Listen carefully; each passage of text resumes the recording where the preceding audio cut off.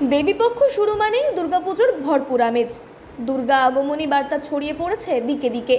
আজ সোমবার প্রতিপদ, বাঙালির প্রাণের উৎসবের সূচনা লগ্নে সকলকে শুভেচ্ছা জানিয়ে সোশ্যাল মিডিয়ায় পোস্ট করলেন রাজ্যের মুখ্যমন্ত্রী মমতা বন্দ্যোপাধ্যায়।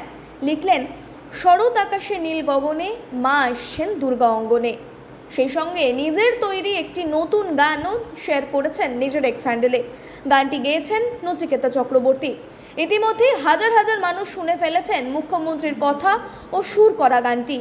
নিজের লেখা কথাঞ্জলির একটি কবিতা থেকেই তৈরি হয়েছে মুখ্যমন্ত্রীর নতুন গানটি, যে গান আসলে জাগরণ বার্তা।